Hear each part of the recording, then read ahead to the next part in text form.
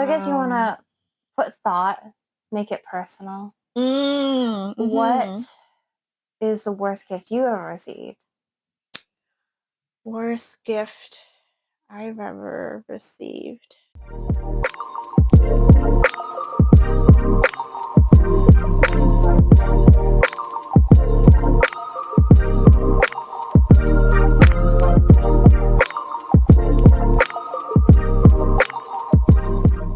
Welcome to Ask a Girlfriend with Jessie and Linda, where we pull from our experience to answer your questions.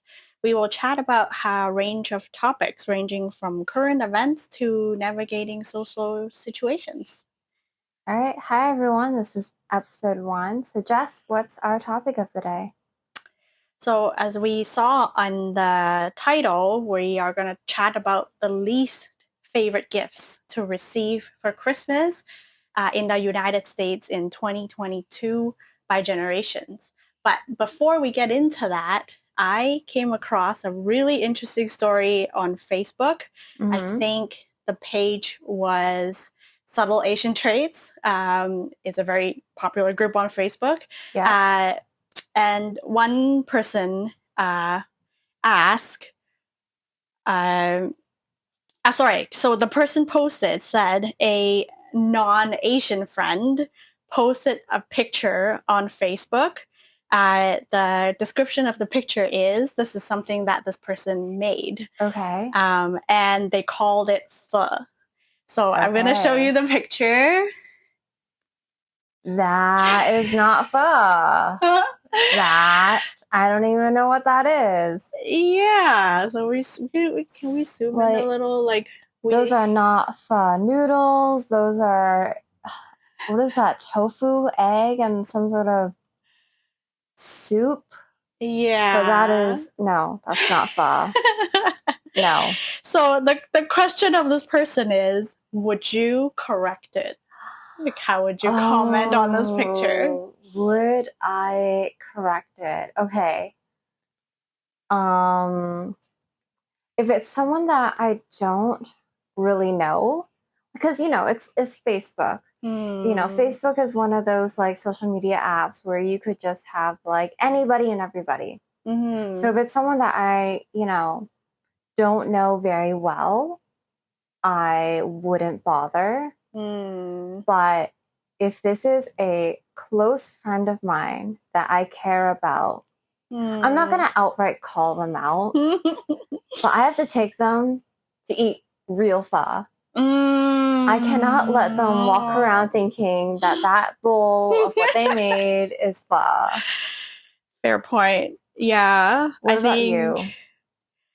I would be very tempted to start typing something. Yeah. But you're right. I think calling them out on Facebook is most likely not going to end well. I don't know. I would even say anything. Sure. And you said this was a non-Asian friend non-Asian that made this. See, so that makes it even trickier because, I don't want to be someone that like gatekeeps food and is someone that like, oh, this isn't authentic, because blah, blah, blah. Because, food, I believe, is meant to be shared and appreciated amongst everyone. But it's a grievance. It's honestly like, what would even be like a Western equivalent?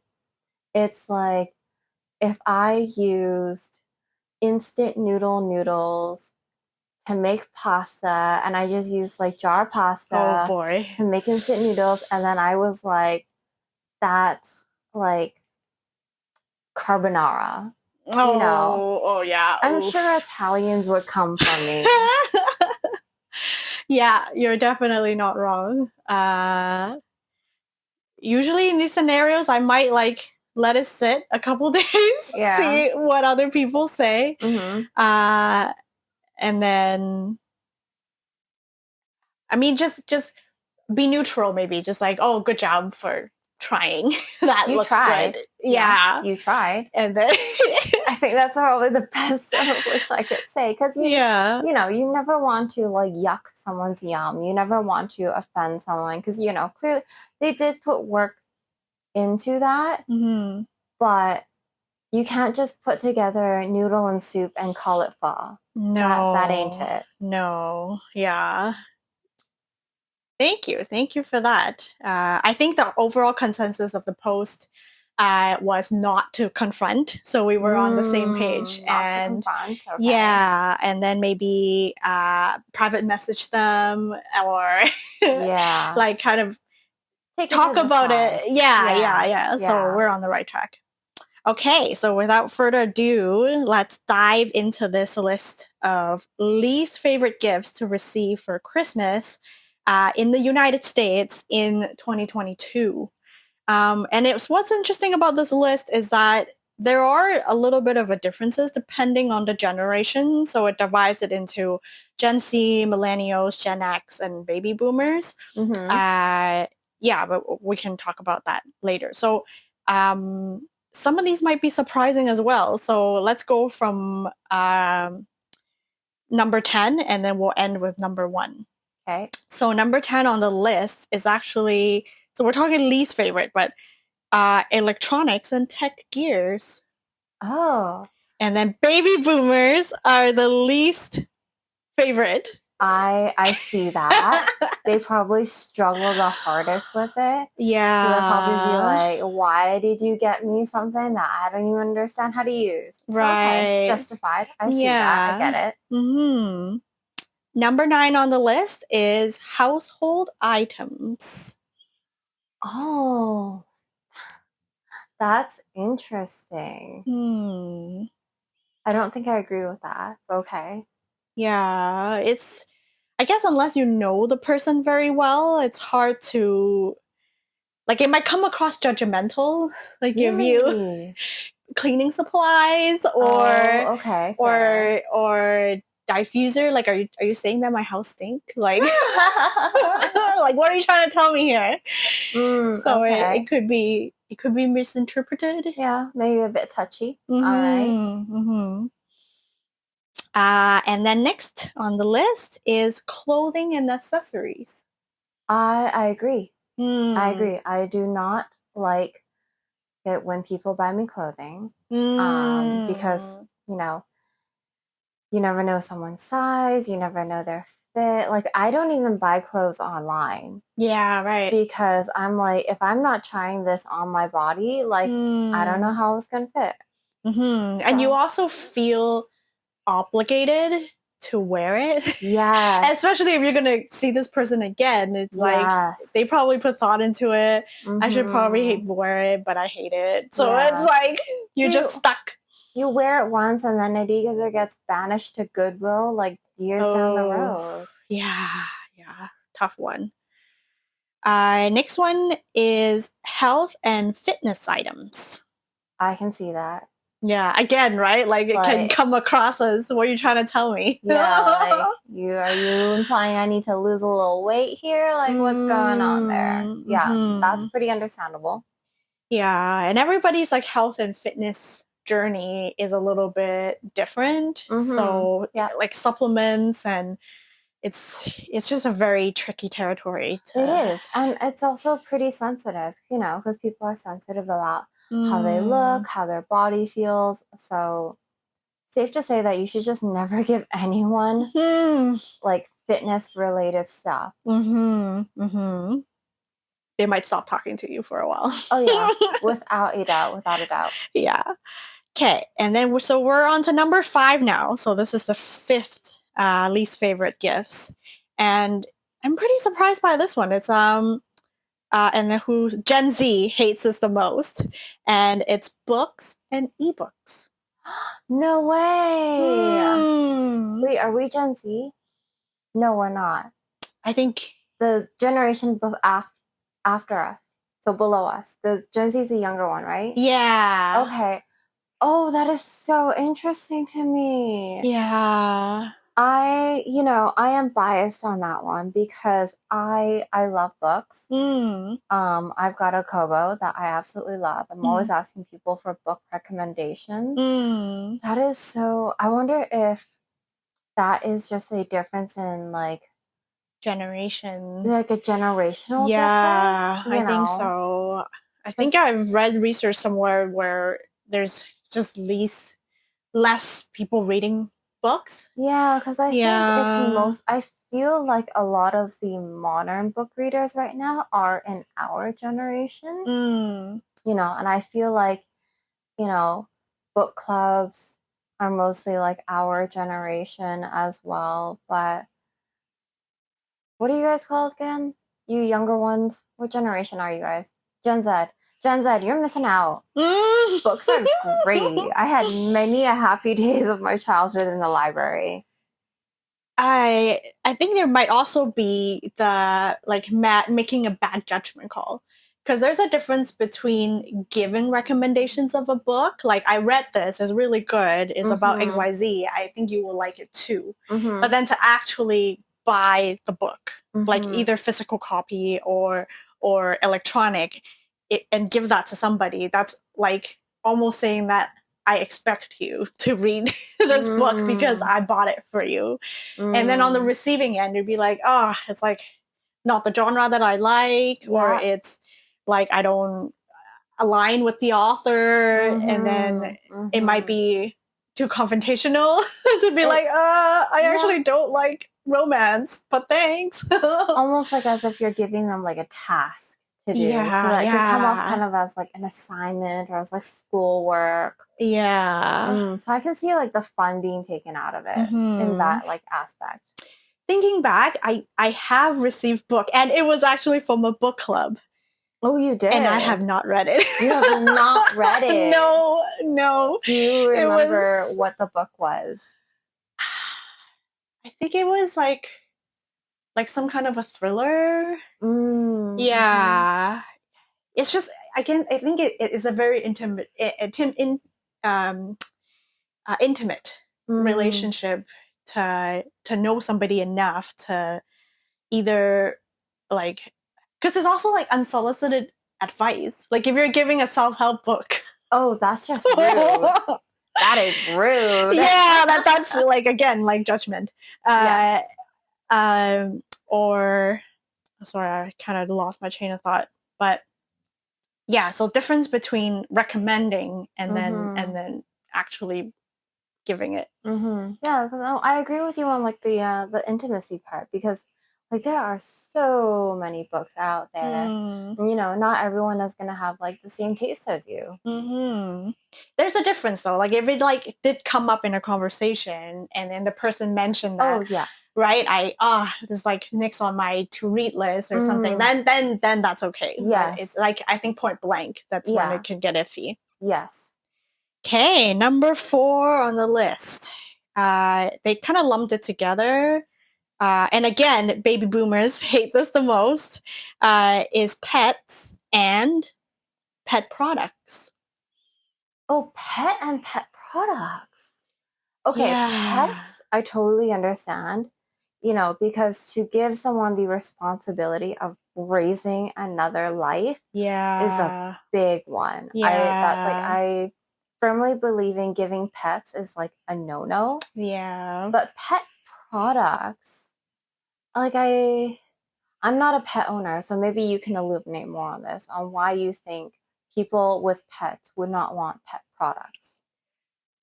Yeah, I think it has to do with the how much you know the pet. Because like something even as simple as treats, you don't know if the pet is allergic to any of the ingredients, if they've had certain things and got upset before. So it's very tricky to, it just might not end up being used. That's all. Like it's hard to like find a good fit unless you are really, really close and know them a lot. But this totally reminds me of all the viral videos of especially kids like getting a dog for Christmas. It's like in a box, and then it's like surprise. Like an adorable moment for the child, but I just bet you the parent is like dreading it, especially if it's like you surprise the parent with this pet. Like it's a lot of responsibility, and I think, you know, maybe people just don't realize like how big of a responsibility it is. I think it actually became such a huge problem Mhm. that so for those who don't know, Linda and I lives in Vancouver, and one of the cities in this area is Richmond, and Richmond is generally a city that just has a lot of Asians. Yep. So there was actually a bylaw that banned pet shops from selling pets. Really? Yeah. So I think they can still sell like rodents, like rabbits, Yeah. hamsters, fish, Yeah. but no more dogs and cats. Oh. Because it has become such a like prevalent issue that Yeah. a lot of folks like buy the pet and then a couple of months later, like it has to go to SPCA. Oh no. Yeah. So if we go to actually, I think some pet shops here still have like maybe cats for adoption, but we almost don't see any cats or dogs that are actually, you can just walk into a store and buy a pet. I don't think that exists in our city. Do you remember that pet store in Metrotown? Yeah. Yeah. They got shut down. Yeah. Oh, so it could be because of this law. I mean, good in a sense, because, I do think a lot of people buy pets without understanding the responsibility of a pet. I wonder if this is where the bunny problem in Richmond comes from. Oh yeah, absolutely. Yeah, like they get it, like, and then couldn't take care of it, and then just went to the park and just let that baby bunny go. Because there are so many bunnies. Yes. Baby bunnies too. Yeah, like I see baby bunnies and, gosh, I am so tempted to like just bring one home with me. Not that my partner would ever let me, but you just see them out in the park and knowing that they, well, it's like home pets. You could, like, your heart hurts for those poor little babies. Yeah. So yeah, I think pets. This is definitely deserves a spot up here. Yes, agreed. Do not gift pets, people. Yeah. I mean, also, like, even if they want a pet, like, there's such a huge variety. Yes. Depending on the person's lifestyle and, what their financial abilities. Yeah. Because some pets are more demanding than others. Yeah. Yes, we're talking about you. This is my dog, Toffee, by the way. So demanding. Yes. He's our emotional support puppy for the podcast. Okay, now we're moving up to top three. Top three. Yeah. So for those of you who are starting your Christmas shopping early, you better take some notes. So number 3, surprisingly, also baby boomers don't like receiving these. Liquor or drinks. No way. That's like my go-to gift for someone I don't know. Exactly. Bottle of wine, right? Bottle of wine. It's just the easiest. Oh my gosh, really? That is so unexpected for me. Yeah. Well, I don't know what to give people I don't know very well anymore. Okay.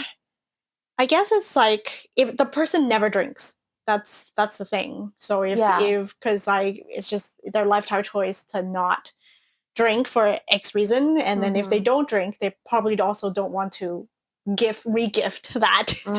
So it's like now it's dead weight. Yeah.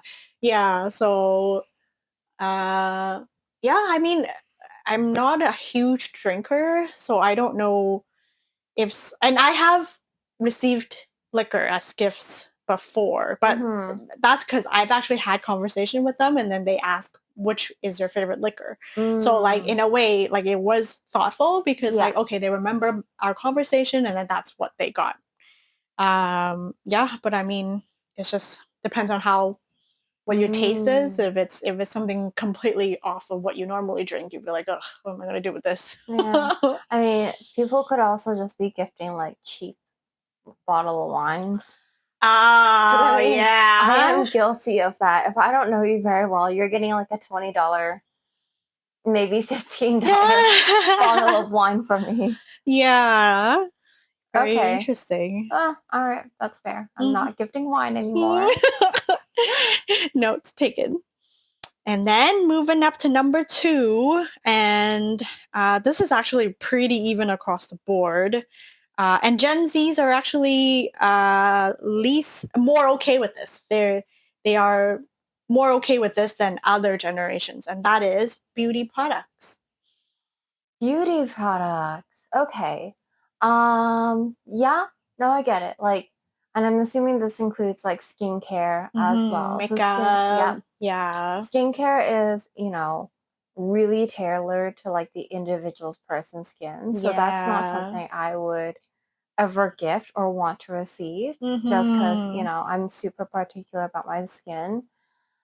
Beauty products, yeah, I guess so. But, I feel like lip gloss is a very safe thing to gift to people. Like that's, that seems to be like the big thing right now in like the beauty world, like having juicy, glossy lips.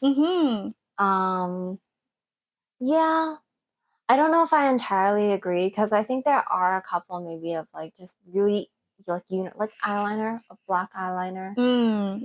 Everyone appreciates a good black eyeliner. Right. Yeah. I think what's really difficult for me is choosing a scent. Yeah, like if it's like, for example, lotion, like kind of like hand lotion is like a thoughtful gift. Like for winter time, you think it will be like fail proof. Like everybody wants a hand lotion, but the scent really makes a huge difference. That's true. Do you want it fruity? Do you want flowery? Like, because if it's something unscented, or unscented at all, if they are sensitive to scent, because that's like, it doesn't matter how much I need this lip balm or hand cream. Like if it's like the smell is really offensive to me, like I most likely will never use it. That is also true. Yeah. So, and the resell and regift value is pretty low too. Oh, for makeup, yes. Yeah, because you just never know. Like even though it looks like it's like brand new in box, like you could have like tested it a little bit. Like it would just be iffy to regift somebody that's not in the perfect sealed original packaging. Okay, we have come to the end of the list. Number 1. All right. Least favorite gift to receive for Christmas is actually flowers and plants. Really? Like I think my heart broke a little bit.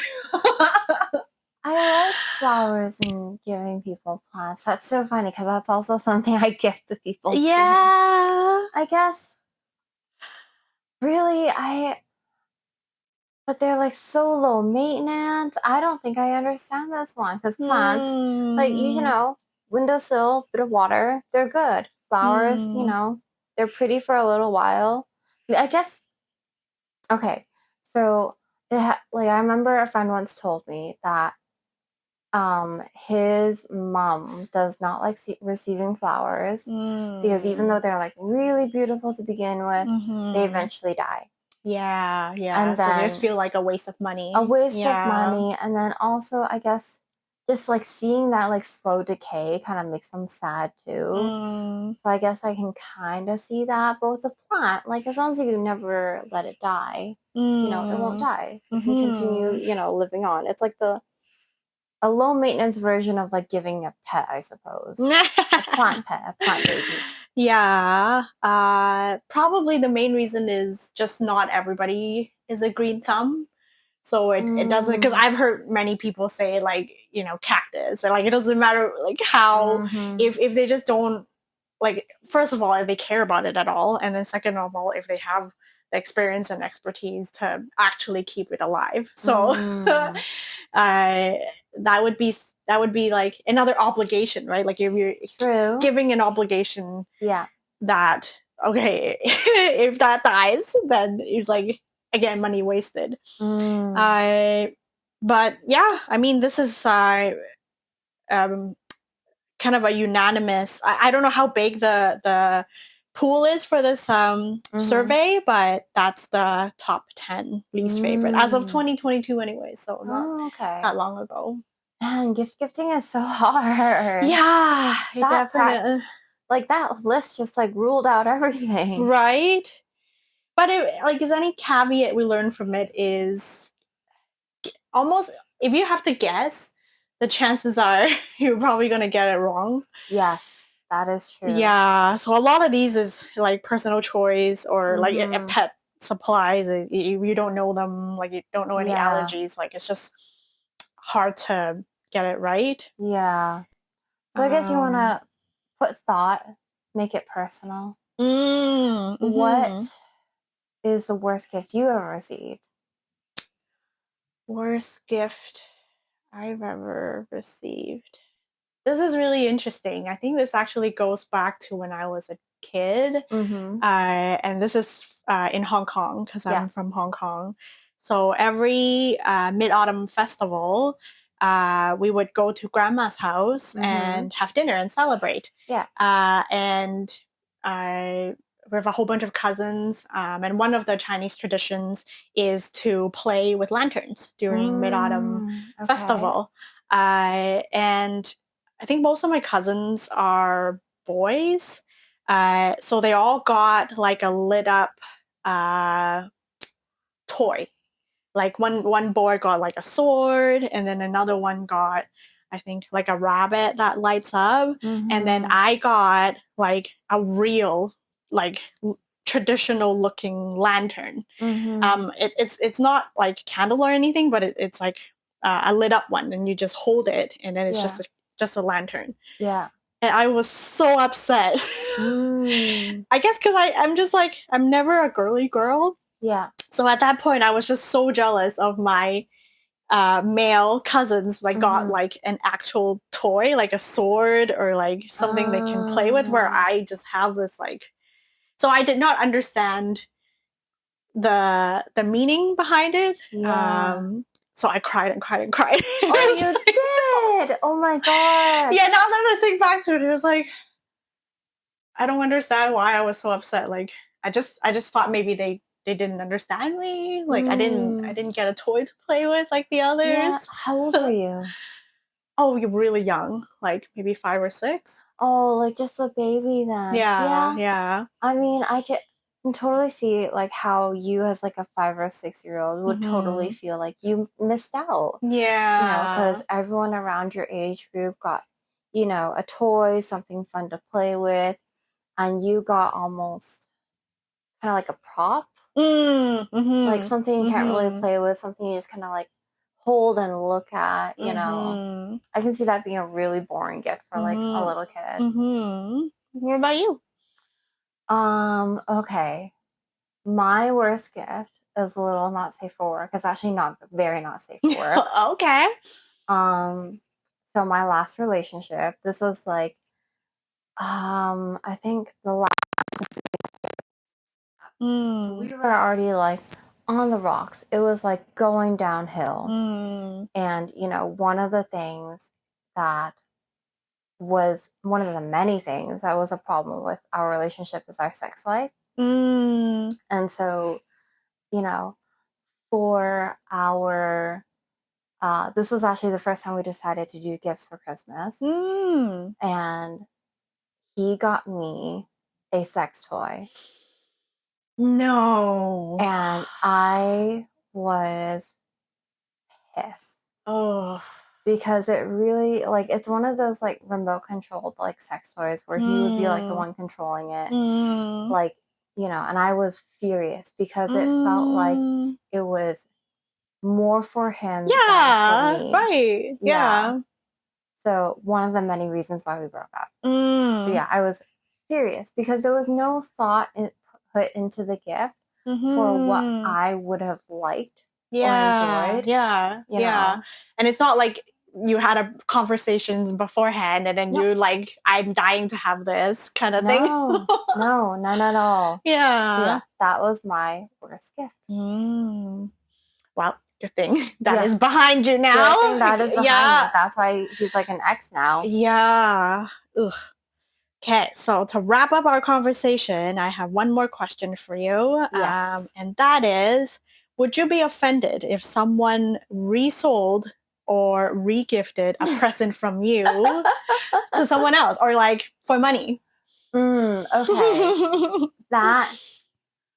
Oh, interesting. Because you know what? I think if they gave, okay, if I bought them a gift, if I used my own money to buy them a gift, and then they then sold my gift for money that they keep for themselves, I would be okay with it. Because in my mind, I would just kind of see that as like, ultimately, I would have just given them like money. Right. So that's kind of how I see it. Like, it's much more straightforward to me than that.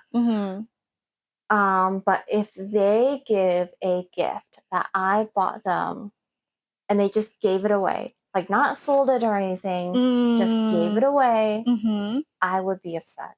Because then it feels like I ultimately didn't give them anything. Right. You know, if it's still like net zero, like with them. Yeah. So then that would piss me off. Fair point. Yep. How about yourself? Actually, I don't think I would be offended at all. Because like for me, the moment that is most meaningful to me is the fact that they're my friend, or like we have a relationship, and that like I have the privilege to even give them something. Because I like especially reading this list is like a lot of the times I think that I'm a thoughtful person, or like I think I know them, but I really don't, right? Like it really depends on how close I am with this person, or like how long we've known each other. So there is a big chance that I get it wrong. And I'm also a big maker, so I like to craft.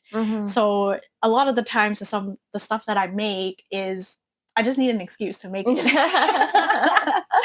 So the fact that like I have somebody to give it to is already value to me. And that's the whole struggle. For example, cards, like a Christmas card or a birthday card, like is a lot of effort to make a card. But like, as we all know, most people throw cards in the garbage. So like I kind of already know that it might end up in the garbage. So I have to be okay with that. Because then if I always think about that, and it'll be like, oh, am I even spending 20 hours making this card? It's going to end up in the garbage. So like, but I understand like how handmade stuff means more to one person than the other. So the fact that they got it and they looked at it, and they, I think that's enough. Okay. Yeah. Okay. Question for you then, since you are a maker and a crafting person, if someone crafted for you a gift, but you did not like it at all, what do you do? Oh, this is a tricky one.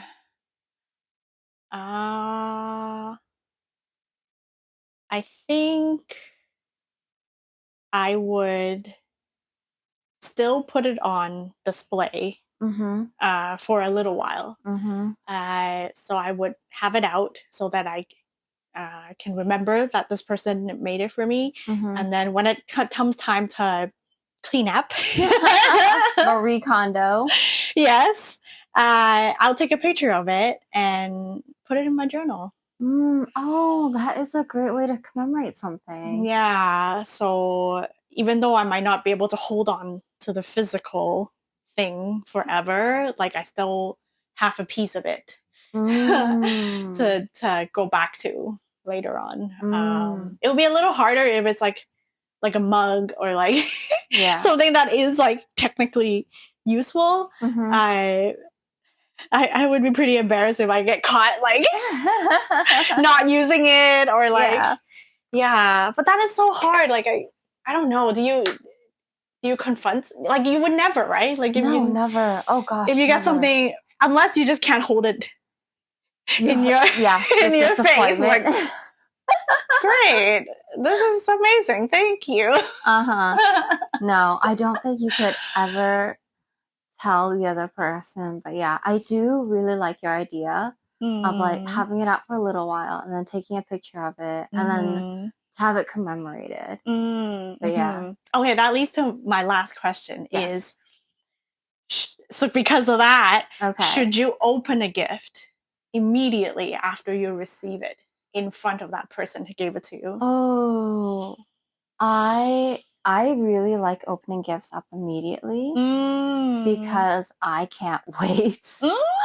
Like I'm just so curious. Like I just want to know immediately what this person got me. Yeah. And on the flip side, like when I find a gift that I want to give to a person, which doesn't really happen a lot for me, I get really excited about the gift, and I almost like I can't wait to like give it to them. Like I almost like want to like text them like, "Hey, I got you this." Like I can't even wait for the act of giving it to them. Yes. So I would want them to like open it up, like in front of me, just at the risk of them possibly not liking it. Yeah, even at that risk, because you know what. You can at least take that risk and learn from it and be like, okay, you are not getting this again. How about yourself? I am really scared to open gifts in front of other people because I'm not a good liar. like you would be able to like see my reaction immediately if I'm not into it. Yeah, and I can remember like some instances where I did do that and then I didn't even know what the thing was. Okay, so actually this goes back to a couple Christmas away. Yeah. There was Christmas gift exchange, like some kind of a Secret Santa. And this person actually commissioned like an artist. I don't know if it was Etsy, probably Etsy, to draw a portrait of Toffee on a Christmas ornament. Yes. Extremely thoughtful gift. Yes. Right? Like thoughtful. That is like over the top. And then like also the amount of like logistics involved, like to get it to the party. Yes. But when I opened it, first of all, I did not know what it was. Because it's like a big bubble. And then the entire bubble is hand painted. Okay. So I didn't like immediately like understand what it was. Yes. And it was like Toffee's portrait was only on one side, so I had to like look around to like find him. It's like, and then I found it's like, oh my god, like it's an actual painting. I was like, this is amazing. But then immediately I'm like, I don't have a Christmas tree.